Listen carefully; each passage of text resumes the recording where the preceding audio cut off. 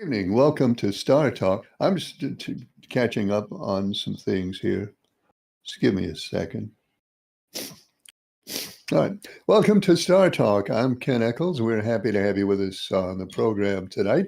We love to hear from you either by phone, and there's a phone number up there to call, and there's also an email address up there that you can email. Both those are correct if you wish to use them, the phone number and the email address. And we'd like to hear from you either way, by phone or by email. I hope you'll take part in this edition of Star Talk. I'm sick, of course. I'm always sick in various ways, not always in the same way, but in different ways. I'm always sick, and tonight is no exception. Hello, caller. You're on the air. Go ahead, please. No, you're not. Hello, caller. You're on the air. Go ahead, please. Hey, Ken, Mark from Maryland. Hey, Mark. How are you? Okay, how you doing? I'm okay. Hope you are. You okay? I'm Yeah. I'm a little under the weather, but anyway, I'm glad you're doing okay. Well, thanks. What happened to me yesterday? I know Denny Hamlin did something. I don't know. They put him out or did something yesterday. I didn't get to watch the race.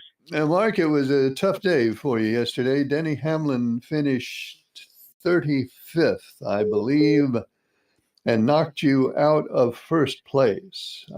So you're not in the lead now. In fact, you are in, where are you? You went all the way down to sixth place with one race remaining. Yeah. Yeah, I want to go ahead and pick 19 for the next race, Briscoe. All right. Mark has the 19 for Phoenix. Chase Briscoe, who finished dead last yesterday, probably will bounce back at Phoenix. Oh, Briscoe finished last yesterday? He did. I don't know. I want to pick him. I don't know why, but. Well, if you had a bad day yesterday, you may probably have a good day next time. So yeah. I think it's a good pick. Yeah. What happened to Denny Hamlin? Somebody put him out, or? He got messed up, got involved in a little bit of trouble fairly early in the race, and never was able to recover. Oh, okay. Did not finish the race. Oh, okay. All right, thanks, Ken. Well, thank you, Mark. Good to hear from you. Speaking of the race, I'm sorry, folks. I'm going to have my thing here with me. We have a brand new leader, and the leader, I guess what we're seeing now is the manifestation of all human fears regarding artificial intelligence and what it might mean for us and what it might do to us and how in various ways it might upend human society. Our new leader is ChatGPT. Yes, AI has ascended to the top of the standings in our contest. Hello, caller. You're on the air. Go ahead, please. Well, good evening, Mr. Ken. Good evening. Do you see us in Danville? Yes, I see you, and you're coming in clear tonight. Good. Well, let's get down to business. Well, here is business. You are number 9. You're in 9th place with one race remaining. So you don't really have a chance to win the tickets. But you do. Well, you do have a chance at a top 10 finish. Well, now who's in for the championship? You mean the real championship? Yeah. 2 Hendrick cars, 2 Gibbs cars. And I can name them. Kyle Larson, William Byron, Chase Briscoe, and the other Gibbs car. And why am I drawing a blank? why am I drawing a blank? Gibbs car. Somebody tell me, who's the 4th one? Well, I'm going to go ahead and pick the champion for the championship. All right, you're going to pick the cup winner. Yeah. All right. Hold the presses. Okay, well, the presses are at rest, waiting for your pick. I say the number 24. Okay, Charles from Danville says that the 24, William Byron, will win the cup. All right, that's in the book. Is he going to win the race at Phoenix? Well, let's go ahead and throw that out there. Yes. He's going to win the race, and obviously, if he wins the race, he wins the cup. So says Charles from Danville. That's right. And the rest of y'all will be eating crow. Boy, people eating a lot of crow lately. Why? Yeah. I wouldn't be surprised if we see the price of crow go way up with so many people eating crow. Well, this is for Pretty Man. Uh-oh. Go out and buy you some crow Mm-hmm. and eat it, because whoever you pick is going to lose or get taken out. So says Charles of Danville to Pretty Man. All right. That's in the record now. And I was nice saying that too. Well, yeah, I don't know how you could possibly have been any nicer. We will see what Pretty Man has to say about that, if anything. Preferably, Pretty Man will have nothing to say, but I'm afraid he probably will have something. Well, he ain't got the cojones to say something to me. I don't know. I'm staying out of that one. Staying out of that one. Well, You good. should- I mean, this is between me and an old dog. Fine. My policy is to never get involved in anything that includes crazy people. So I'm just staying out of that. Oh, believe me, he ain't crazy. He's just an actor. All right, whatever. No comment. No Bye, comment. sir. Is that it? All from you? Yep.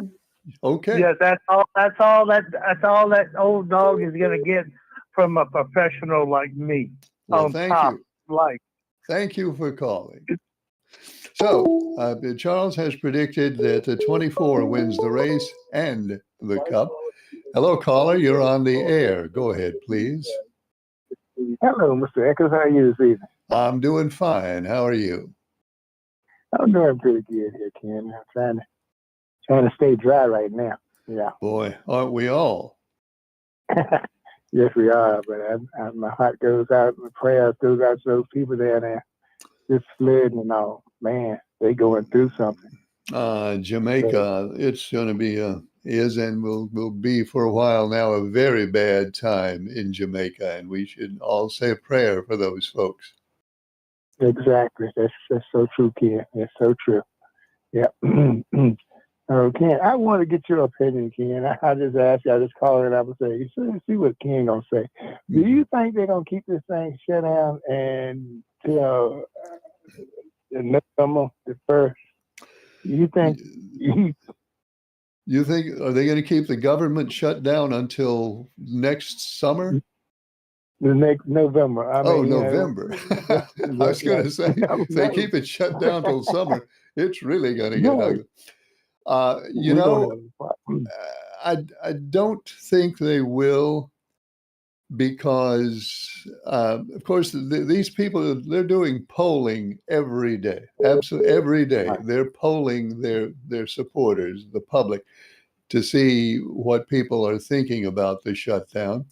And I think as time goes by, more and more people will get angry about it. Yeah. And it's going to come to the point where the members of Congress see that they may do themselves political damage if they don't settle this. Now, I have no idea which side will come to that conclusion first. I don't know. But when one side concludes that it's not good for them politically anymore, then they will be about getting this thing settled. And I don't think it will take much longer because people are really getting tired of it. You like it. I don't think that they're gonna let these people go without the SNAP program. There's a lot of people on that SNAP right there. And you're right. I agree with you. I agree with you 100%. I don't think that they're gonna let that go through that far. No, and it's them. It's government employer air traffic controllers now are at the point where they're not getting paid. And there are quite a few groups of folks who are going to get more and more ornery about this. Yeah. McKen, I'm not cutting you off. I was just saying, I'm looking at the news today and the farmers, I mean, what in the world are they doing? I mean, they can't get their equipment, can't get what the tractors they need and the soybeans and all this stuff. Even if you come to an agreement with the farmers now, it's still, I don't see how in the world they're going to come out the hole. I mean, you got farmers selling the farms and all this and that. Well, that's another group that is having a bad time, and not just with the government shutdown, the farmers. Now, the farmers may be about to get a break if what we're hearing is correct. If what we're hearing is correct, that is that there's about to be an agreement with China whereby China will again start buying some amount, we don't know how much, but some amount of soybeans from American farmers. So that will make things a little better for the farmers, but even with that, they are not happy. All right. And okay, so then what kind of is that he done pull plugs on with, and they with the leading ones that we've been doing business with? They was talking about it today, and I forget which one it was, and he didn't pull terrorists with them because of the ad that President Reagan had put out. Yeah, he's mad about a Canadian TV ad. Yeah, you go. An anti-tariff TV ad that features Ronald Reagan talking about that tariffs are a bad thing and that tariffs can look beneficial for a short time. This is what Ronald Reagan said. But in the long term, President Reagan said tariffs do harm and hurt everybody. And the president did not appreciate that ad running on TV. And the thing about it is, if you think about it, it's true. It seems like it's true. I mean, if tariffs hang on longer, as long as it hangs on, the worse it's going to get for the economy and whatnot. But but anyway, Kim, I was wondering, did you see the news this evening? This guy was going down that main highway running. I didn't know a motorcycle could stay on the ground that long, running 200 miles an hour, and slammed into the back of a car. I didn't see that. Where was that? Oh, I forget where it was at, but it was something like it was on a main highway, like on a four-lane highway or something. Interstate. Like that. Yeah. Interstate, exactly. No, so I didn't see that. He took his hands off the steering wheel. There was this other police come up beside him on his motorcycle and was right there beside him, but then he pulled away from the police officer. When he did, he took his hands off his steering wheel there, and he had a gun trying to cock the guns. I guess he was going to shoot the police officer, and by the time he did all that, he went into the back of this car. I mean, but miraculously, he was sitting up on the ground when the police was around him. He was sitting up on the ground like he won't hardly hurt. Yeah. That's crazy. That's unbelievable. It was unbelievable. But Ken, I appreciate you taking my call, and I'm feeling much better now. I had to go Thursday and take that steroid shot. I didn't want to, but I was in so much pain, and I wanted to go to church and go to my meeting. So I made up my mind to go on and take the shot. I had to go to over there to primary care over there. Did it help? My doctor, he wasn't. Did it help? My goodness! Yes, sir. I'm walking. I could almost do a cartwheel, but I ain't gonna do that. Well, don't do that. No, but it did. It's helping. The doctors over there at urgent care, they were so nice over there. Over there next to the mall here and there. They were so nice, super nice people. And they came in the back and they sit me down and they talked to me and whatnot. It's like they didn't rush me out or whatnot. They didn't rush me in and out. And they were super nice. But she gave me the shot right there. That shot hurt for a while, but I woke up about 3 times that night. Each time I woke up, I could feel myself getting better and better. But Ken, I couldn't hardly walk off the floor before I got that shot. Well, So, I'm glad it helped. Yeah. So, but anyway, yeah, I am too, Ken, and I appreciate you taking my call, and you have a blessed night. Well, thanks. Good to hear from you. Hello, caller. You're on the air. Go ahead, please. Hello, Ken. Yes. This is Nice Guy. Hey, nice guy. How are you? Since I talked to you. It's been a long time. Well, I just finally got the TV back where I could see you on television. Well, good. I'm glad you did. And thanks for the newspapers. Oh, are you still getting them? Oh, yeah. They're going to quit giving them on Monday. They quit publishing on Monday. Yep, that's what I heard. So anyway, well, as long as I read it, I'll read mine early. So I might as well throw it over on your place. Well, I appreciate it. Thank you. And I guess you're letting people talk 5 and 10, 15 minutes now, ain't you? Well, I don't know if anybody's done 15 minutes, but I'm not running the clock on people right now. I may have to get back to that at some point. Yeah, I'd like to never got in touch with you. Well, look, I'll talk to you later. Well, thanks, nice guy. Don't be a stranger. Okay. Good night. All right, nice guy apparently had a situation with his TV that he now has fixed. So we're glad to hear that. Getting back to the NASCAR situation, ChatGPT is now on top of the heap with 104 points. ChatGPT included, I got a little printout here from Chat to the effect, I'm not going to read all this because some of it, quite honestly, is disturbing. But Chat says that he has now learned the tendencies and proclivities of human beings when it comes to predicting the outcome of automobile races. He goes on to say that his superior intellect and his impeccable ability to foresee future events based on the wealth of knowledge that he has at his command for quick recall. Chat says that he now believes himself to be unequaled and unequalable, he says. When it comes to this contest, he says that you can expect him to be at the top of the standings for the remainder of this short season and for all seasons to come.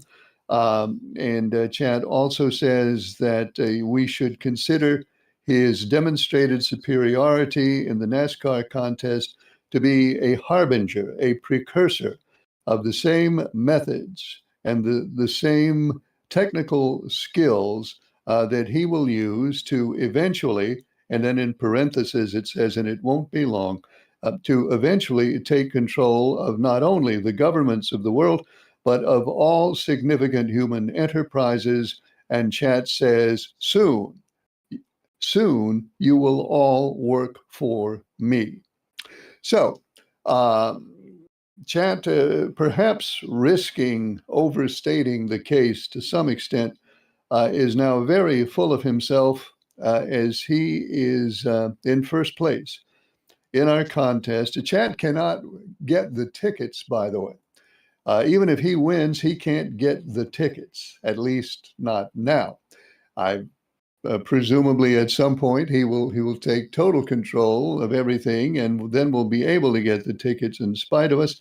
But at least for the moment, Chat cannot get the tickets, even if he wins the contest. So here is the situation. The Chat has 104 points with one race to go. Chat has 104 points, first place, but he can't get the tickets as mentioned. So here are the people who are now suddenly, in some cases, in play for the tickets. In second place, Citizen D with 94 points. In second place in the standings, but Citizen D is in first place as far as those eligible for the tickets. Citizen D, 94 points.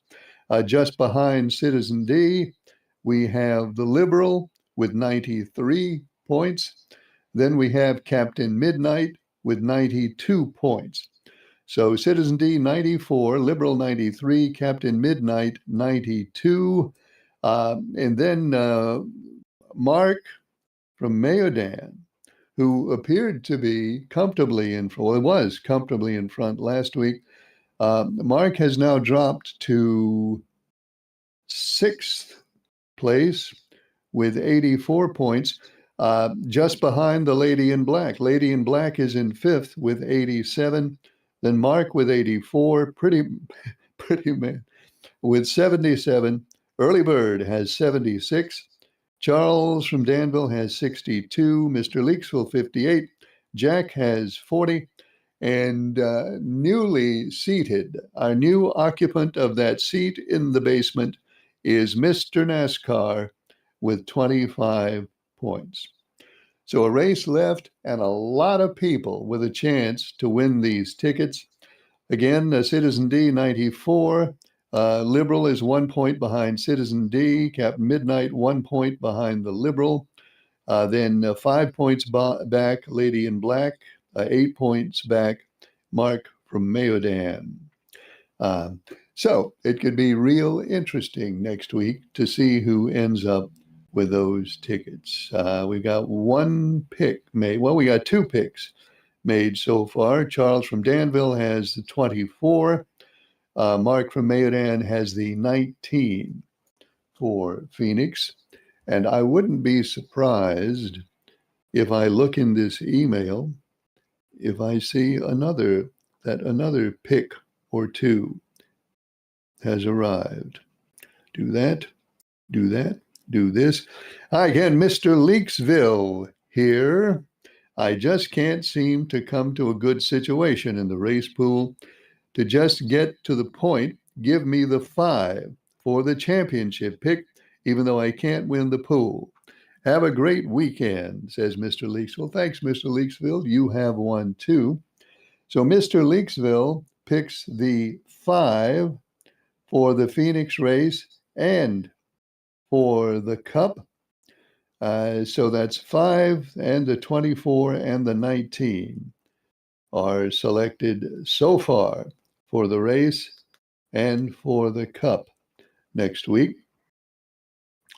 Here's one that says, so what is the prize for winning this segment? The prize for this segment is Martinsville tickets for next spring.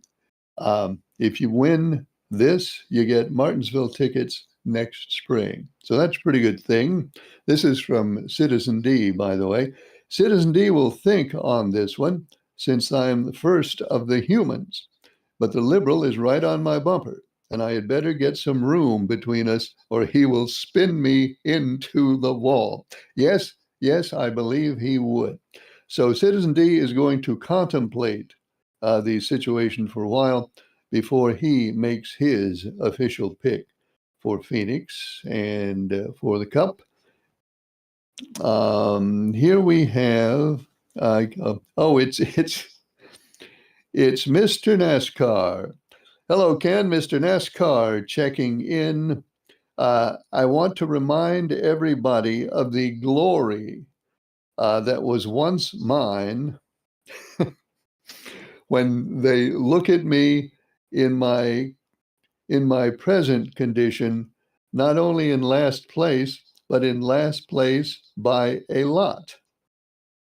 Yeah, you are. It is by a lot.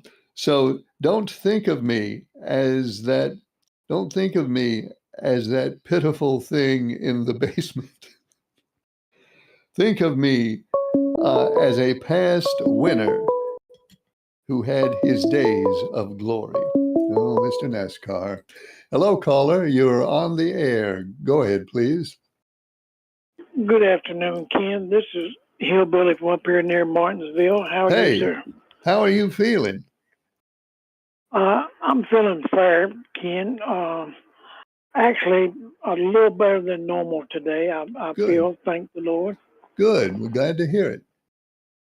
Yes, sir. Thank you. I'm not in on y'all's race pool, so I'm not trying to interrupt that, but I do love to hear the people call in and the comments and pick their drivers and stuff. Can I just make a comment about the Oh, of championship course. overall? Absolutely. Go ahead. Okay, not that I'm a huge fan of his, but I kind of hope that Denny Hamlin wins the championship, only because I think he's been in there around 20 or 21 years, Long and time. he's from Virginia, so I'd like to see him win at least one championship just because he's from Virginia. And he, like I say, he's paid his dues. He's been in there 20, 21 years, something like that. And one he's up to 60 wins now. Is that correct? That's right. 60. Yeah. Well, I think he needs at least one championship because I feel like they'll probably put him in the Hall of Fame with that many wins. Oh, yeah. I agree with you. He's been such a good driver. He's got 60 races, all this longevity, all this winning, and he still doesn't have a championship. And I would hate to see him do all that he has done and never win a championship. So I would like to see him win one of these years. Right. There you go. I agree. Well, I was going to make another comment, and I done forgot what it was. Must not have been too important. Oh, I'm sorry. I probably made you forget. Oh, no, that's okay.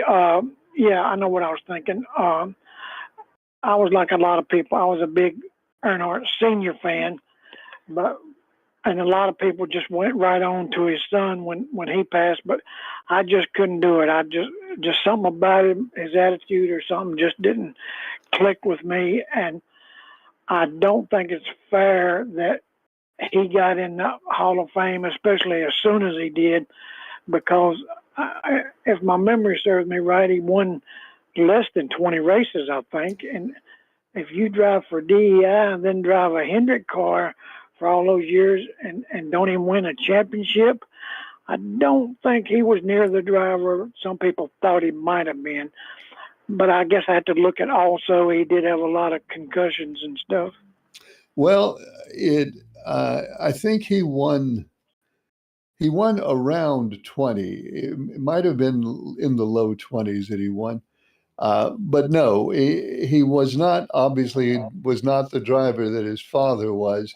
I've always wondered if what happened to Dale Earnhardt Sr.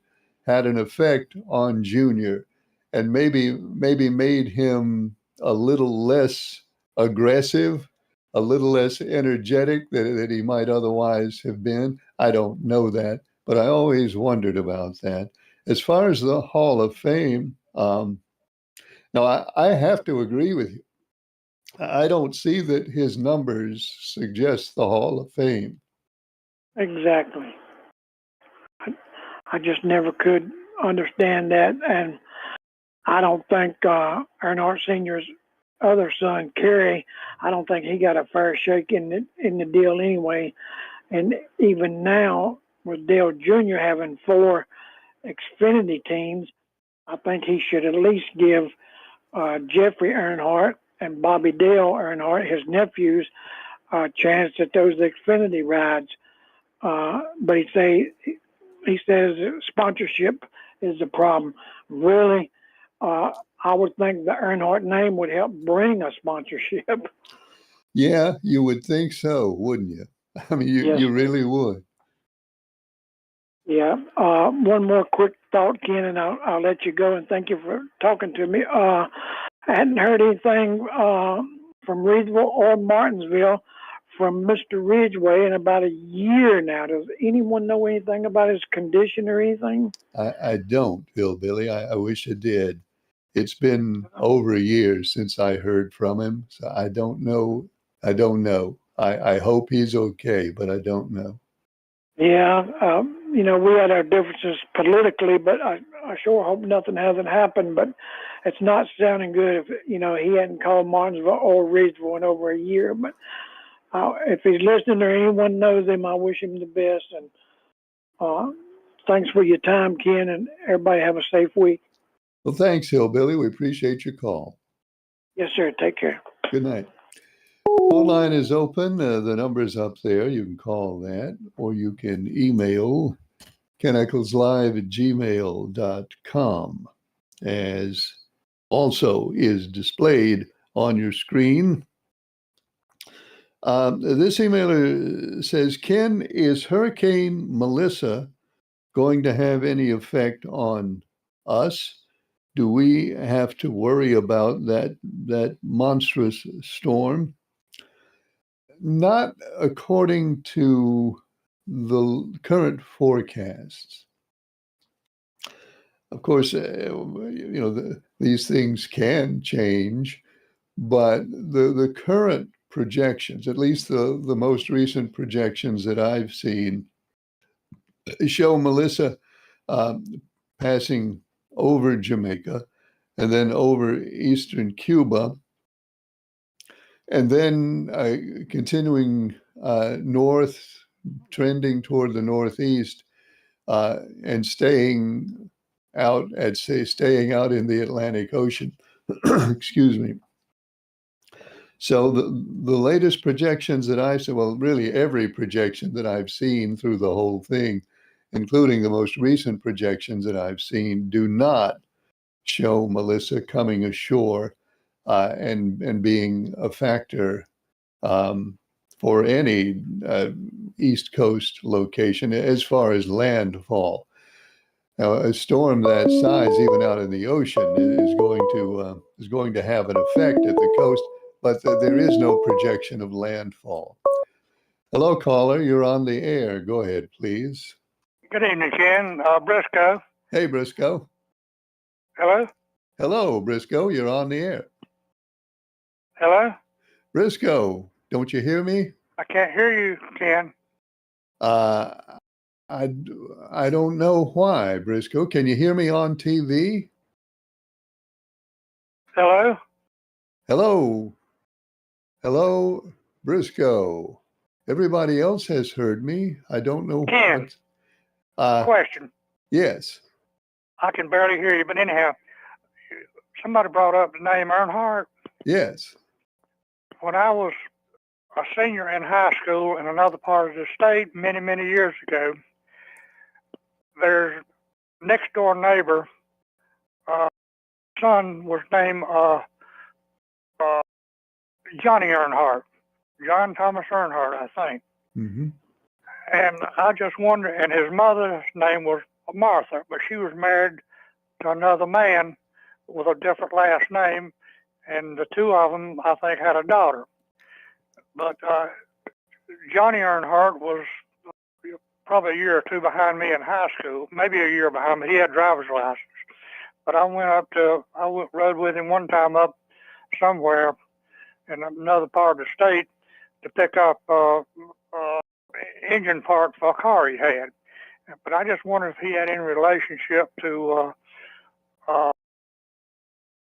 Dale Earnhardt, Dale Jr., since his mother's name was Martha and was a hairdresser. I don't know. I'm not that familiar with the Earnhardt family tree, but somebody else might be. If anybody knows anything about that, let us know. Well, but he's got to be up in his 80s by now. The mother's name was Martha, and the son was John. Johnny Earnhardt. Johnny. Okay. Well, if somebody has any information about that, let us know. I think his full name was John Thomas Earnhardt. Okay. All right, Briscoe. Thank you. Well, thanks, Briscoe. Good to hear from you. And I guess Briscoe got to the point where he could hear me okay there at the end. I hope so. Phone line open at that number. The email address, keneckleslive@gmail.com. And we'd love to hear from you on this edition of Star Talk, either by phone or by email. Um, hang on, another email here and another phone call. Hello, caller. You're on the air. Go ahead, please. Ken, this is Jerry. I'd just like to say I looked it up on the internet, and on my Social Security check, I'm going to get a $56 raise, and on my SSI check, I'm going to get a $27 raise and 30 cents. And thanks for taking my call, sir. Well, thank you, Jerry. Good to hear from you. Of course, the Social Security COLA was finally officially announced late last week, and it turned out to be kind of what we were expecting.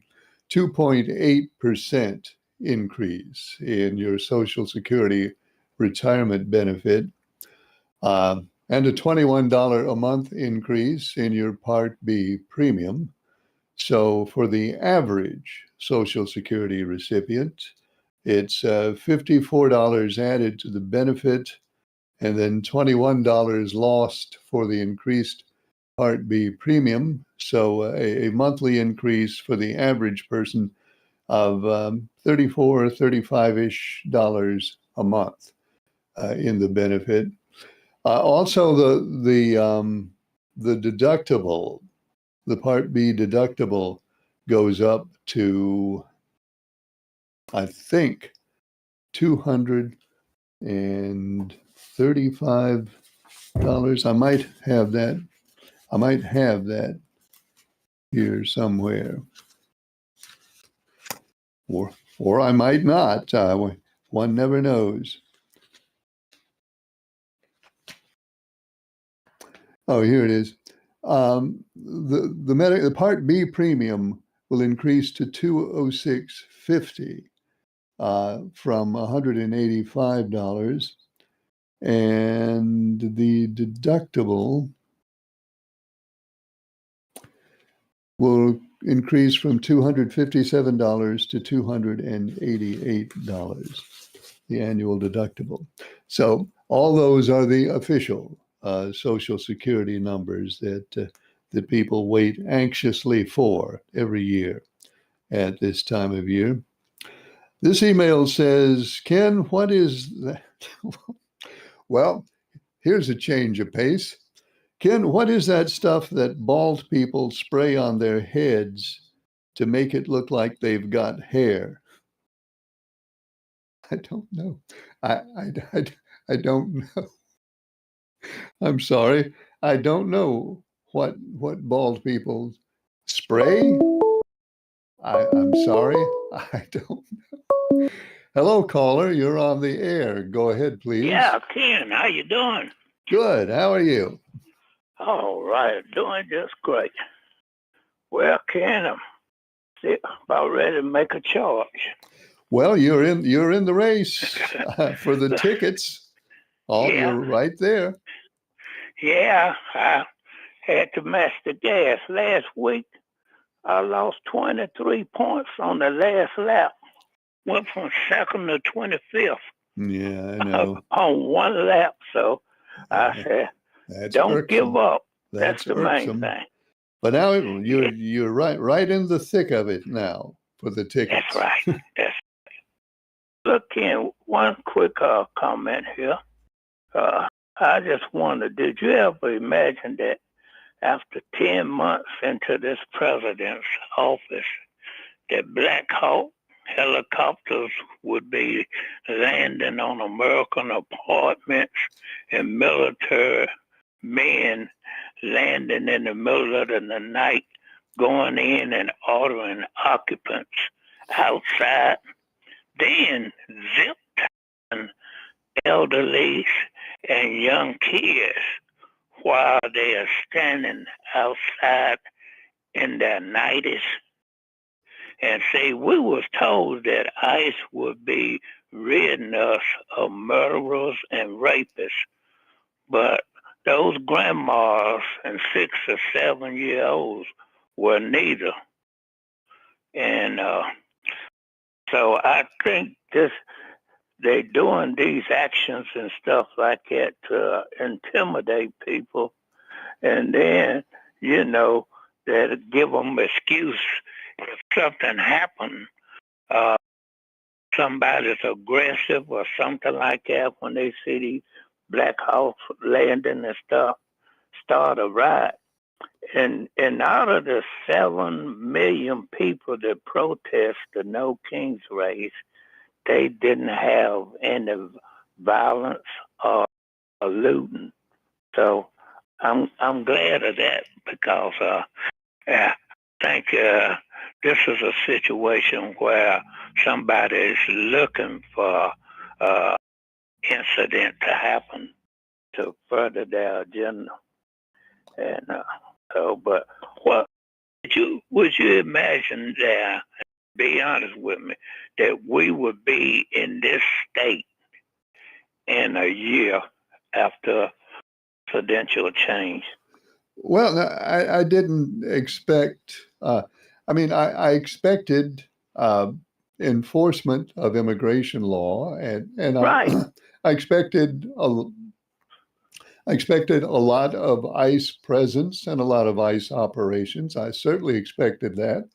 Um, I didn't necessarily expect it to go the way it has gone in some cases. I will say that. Right.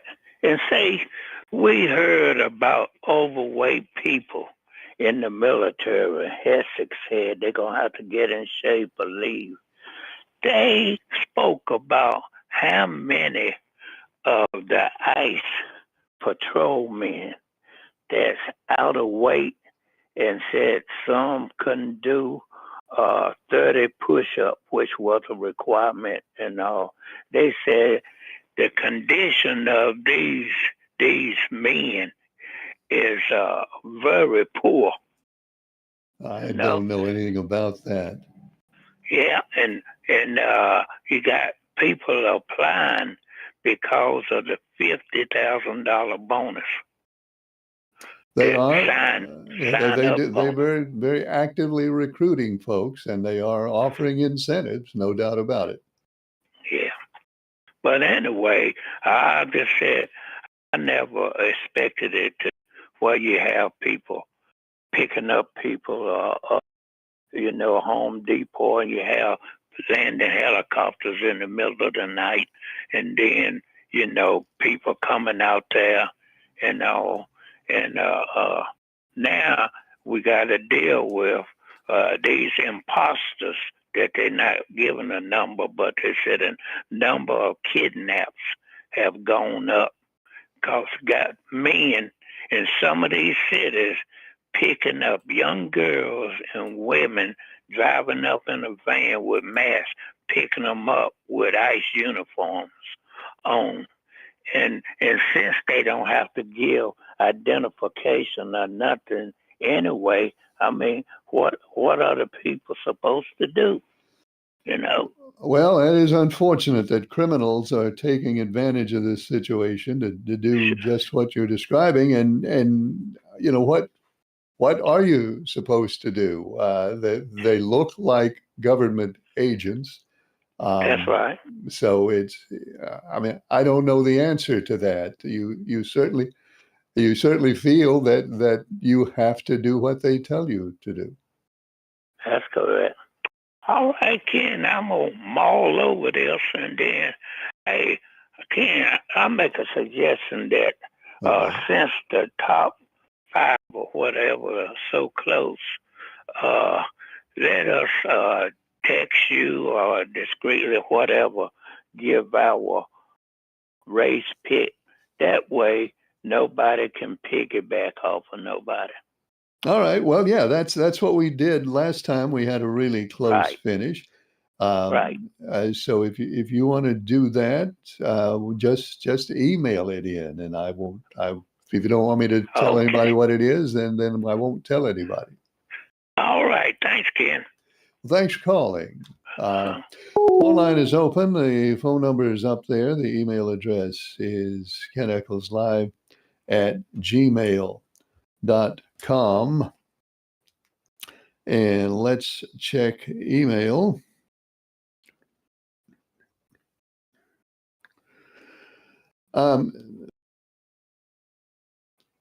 This one says, Ken, based on what I hear, and I hear the same thing you hear, that Melissa is not going to come toward our area.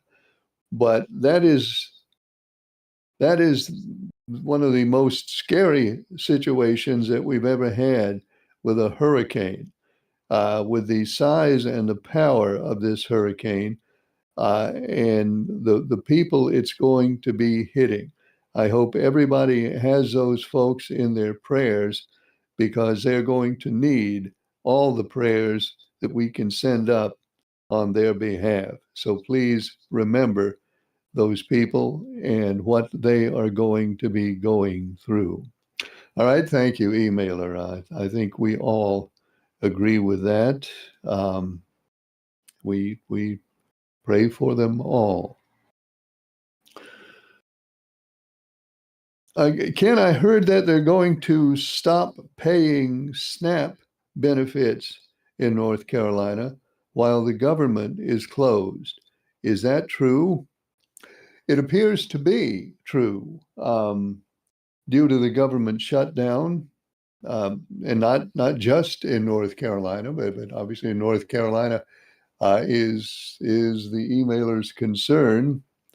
According to the government, all available funds to pay SNAP benefits have been exhausted. And until the government is open again, there isn't any money, the government says, to pay those benefits.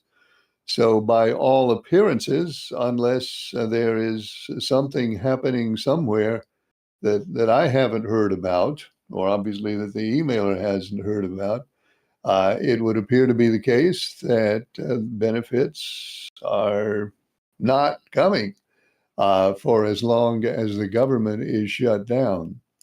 Now, my further understanding of it is that if you qualify for SNAP benefits, once the government is reopened, you will not only get your regular benefits as scheduled at the time the government reopens, but that you will receive back benefits for the time that you missed. Hello, caller. You're on the air. Go ahead, please. Good evening to you, Ken. Good evening. How are you? I'm well, thank you. I hope you're feeling better than you were when you started. A little bit. Thank you. Good. Along the same lines, there is some money that is set aside for emergencies such as this, and now they've said they're not going to release that money, correct? Yeah, they've also said that at the state. Oh, go ahead. And it also that there is some money that if the states choose to pay it, the SNAP benefits out of their own monies, when it's over, the feds will not reimburse the states. That's right. That is what they said. As far as the first thing, the contingency money, the government's interpretation of that is that is for emergency situations, and they don't define this as an emergency. They define an emergency as, well, something like Hurricane Helene, but they say that the current circumstance does not activate that money. Well, it would seem to me that one person's emergency may not be another man's emergency. Wouldn't you say? I would say, yeah. I think we all define emergency based on our circumstances, don't we? If you're the person whose pantry is empty, and you hear that they have money, but they won't release it because it's not an emergency, how do you think that sits? Well, if I was in that situation, it would not sit well with me. I mean, why would it? Yeah. So anyway, okay. Yeah. And, you were talking about immigration law enforcement a few minutes ago, mm-hmm. and I have to shake my head, because to come back, the executive branch is responsible for enforcing the laws, correct? Yes. Didn't the United States government pass a law banning TikTok? Yes. And didn't that date come and go that it was supposed to go into effect? And the president said, I'm not going to enforce that law. I'm going to come up with a better idea. Yes. So Yes. is he in violation of doing his own job because he's supposed to be enforcing the laws? He don't get to make them. He's supposed to enforce them. Well, that brings us back to the Constitution, which says the primary duty of the president is to see that laws passed by Congress are faithfully enforced. The Constitution does not give the president any authority to change or amend or accept or decline to enforce a law. I mean, that's what the Constitution says. It's not confusing. It's very plain in what it says. So, I mean, where do we go? It says what it says. Yeah, which leads me to my final comment, to not belabor it, because you've heard it all before, is, folks, this is Mr. ETJ telling you, I said something about constitutional enforcement some time ago, didn't I? Don't say I didn't tell you so. Have a good evening, Ken. Well, thank you for calling. Good to hear from you. Phone line is open. There's a number up there that we hope you'll call. You can also email us at keneccleslive@gmail.com, and we'd love to hear from you either by phone or on email. But of course, it's getting pretty late now. Just a couple of minutes left. So if you'd like to take part in the program, now's the time. Otherwise, there's always tomorrow night. This email says, hello, Ken. This is Pretty Man. Boy, we almost got through the hour without this. Hello, Ken. This is Pretty Man. He didn't call me Eccles tonight. He must be in a good mood. This is Pretty Man. I am not yet ready to make my announcement, and I don't call it a prediction. I call it you know what? I'd rather take this phone call than read that email. Hello, caller. You're on the air. Go ahead, please. Ken. Hey. Hey, it's Ralph. Hey, Ralph. Hey, how you doing, bud? I'm doing well. How are you? Pretty good. Look, so many people calling in talking about the boys in service out of shape.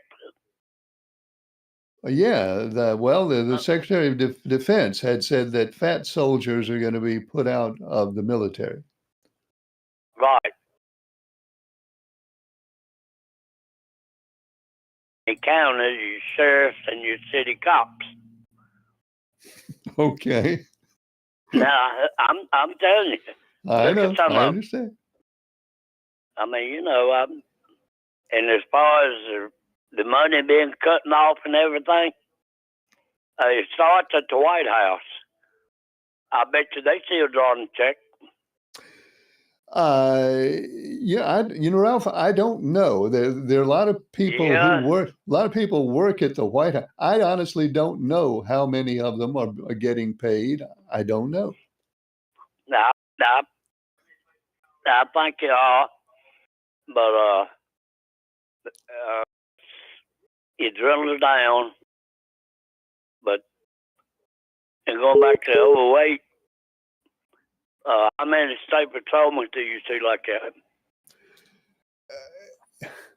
State patrol. You know, I don't know any. I don't know a whole lot of state troopers. I know a few. The ones I know are in pretty good shape. There may be others.